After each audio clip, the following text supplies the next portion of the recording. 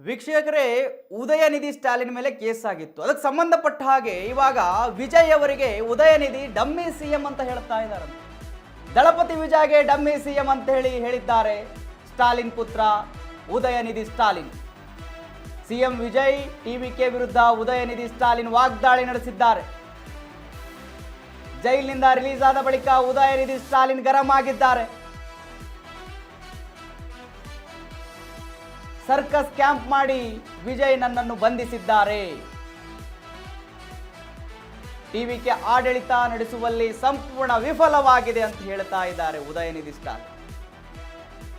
ಆಡಳಿತ ವೈಫಲ್ಯ ಮುಚ್ಚಿಡಲು ನನ್ನನ್ನು ಬಂಧಿಸಿದ್ದಾರೆ, ಆಕ್ರೋಶ ಹೊರಹಾಕ್ತಾ ಇದ್ದಾರೆ ಹೀಗಂತ ಹೇಳಿ ಅವರು. ಸಿಎಂ ವಿಜಯ್ ಅವರಿಗೆ ಡಮ್ಮಿ ಸಿಎಂ ಅಂತ ಹೇಳಿದ್ದಾರೆ ಉದಯನಿಧಿ ಸ್ಟಾಲಿನ್. ಜೈಲಿನಿಂದ ಬಿಡುಗಡೆಯಾಗಿದ್ದಾರೆ. ಅವರ ಮೇಲೆ ಕಂಪ್ಲೇಂಟ್ ಆಗಿತ್ತು ತ್ರಿಷಾ ಅವರ ವಿಚಾರಕ್ಕೆ.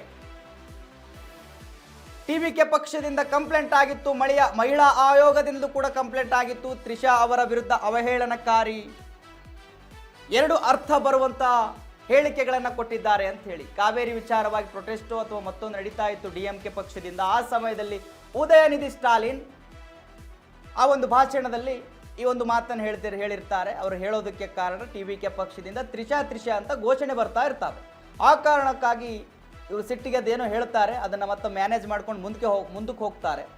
ಸೊ ಅದಕ್ಕೆ ಅವಹೇಳನಕಾರಿ ಹೇಳಿಕೆ ಕೊಟ್ಟಿದ್ದಾರೆ ಅಂತೇಳಿ ಟಿವಿಕೆ ಪಕ್ಷ ಮತ್ತು ಮಹಿಳಾ ಆಯೋಗದಿಂದ ಕೂಡ ಕಂಪ್ಲೇಂಟ್ ಆಗಿತ್ತು. ಅದಕ್ಕೆ ಕಾರಣಕ್ಕೆ ಇವರನ್ನ ಪೊಲೀಸರು ಮನೆಗೆ ಹೋಗಿ ಅರೆಸ್ಟ್ ಮಾಡಿದ್ರು, ಉದಯನಿಧಿ ಸ್ಟಾಲಿನ್ ಅವ್ರನ್ನ ಚೆನ್ನೈನಲ್ಲಿ. ಸೊ ನಿನ್ನೆ ಅರೆಸ್ಟ್ ಆಗಿದ್ರು, ಈಗ ಬಿಡುಗಡೆ ಆಗಿದ್ದಾರೆ. ಬಿಡುಗಡೆಯ ಬಳಿಕ ಒಂದು ಹೇಳಿಕೆಯನ್ನು ಕೊಟ್ಟಿದ್ದಾರೆ.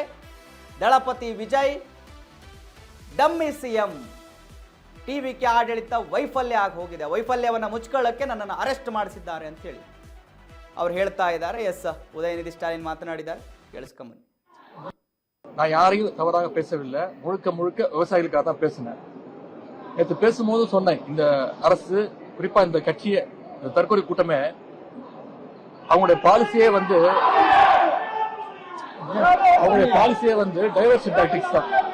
முழுக்க முழுக்க ஃபேக் நியூஸ், டைவர்ஷன். ஏதாவது ஒரு பிரச்சனை மாநிலத்தில் எழும்போது அதை டைவர்ட் பண்றதுக்கு வேற ஏதாவது ஒரு பிரச்சனை எடுக்க வேண்டியது, முதலமைச்சர் ஒரு போட்டோ ஷூட் நடத்த வேண்டியது, திமுகவுடைய திட்டங்களை போய் சுத்தி பார்க்க வேண்டியது, போஸ்ட் கொடுக்க வேண்டியது, ரீல்ஸ் போடுறது, அமைச்சர்கள் சட்டமன்ற உறுப்பினர்கள் பள்ளிக்கூடத்துக்கு போய் அங்க இருக்கக்கூடிய மாணவர்கள் எல்லாம் வர சொல்லி அவங்க கட்சி பேரை சொல்லி கோஷம் போட சொல்லி அதை ரீல்ஸா போடுறது, அவங்களுடைய சட்டமன்ற உறுப்பினர்கள் மேல அவங்களுடைய நிர்வாகிகளே இதுவரைக்கும் பல்வேறு குற்றங்களை சொல்லியிருக்கிறாங்க, பாலியல் குற்றங்கள் சொல்லியிருக்கிறாங்க. அதற்கெல்லாம் இதுவரைக்கும் எந்த நடவடிக்கையும் எடுக்கல.